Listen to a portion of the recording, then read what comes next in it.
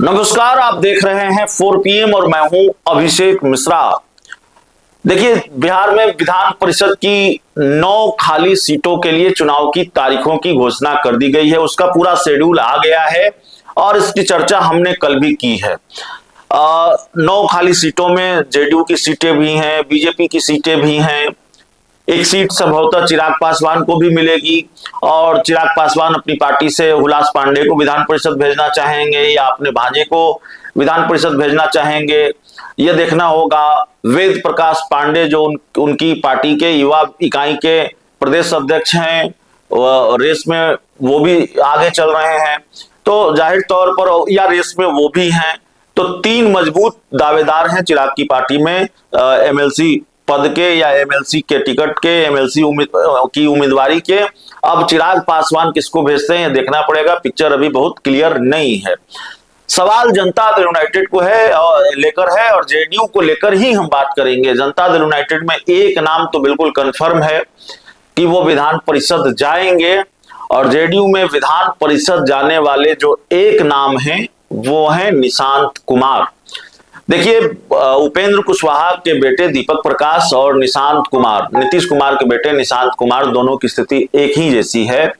दोनों ने मंत्री पद की शपथ ली है, दोनों किसी सदन के सदस्य नहीं है और दोनों के सामने ये संवैधानिक बाध्यता है कि वे 6 महीनों के भीतर किसी न किसी सदन के सदस्य हों।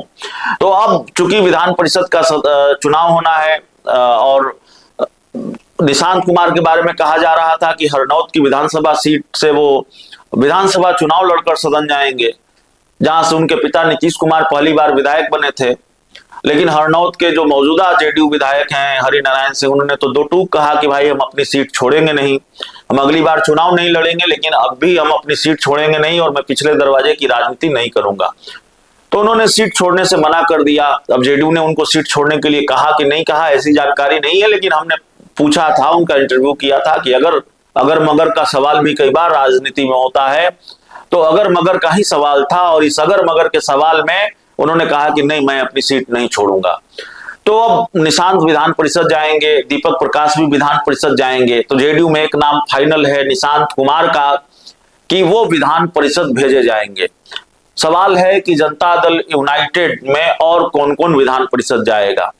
तो कुछ 2-3 नाम हैं, उसकी चर्चा हम करें उससे पहले हम बता देते हैं कि भीष्म सहनी को लेकर भी चर्चा है कि भीष्म सहनी क्या विधान परिषद जाएंगे।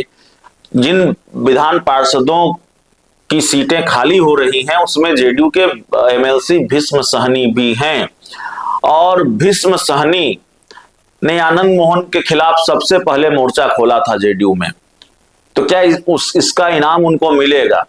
और सवाल सिर्फ आनंद मोहन के खिलाफ मोर्चा खोलने का नहीं है, बल्कि जिस तरह से लौकुश की पॉलिटिक्स बिहार में होती है या लौकुश समीकरण को साधने की कोशिश अब बिहार का हर राजनीतिक दल करता रहा है। लालू यादव ने भी एक प्रयोग लोकसभा चुनाव में किया।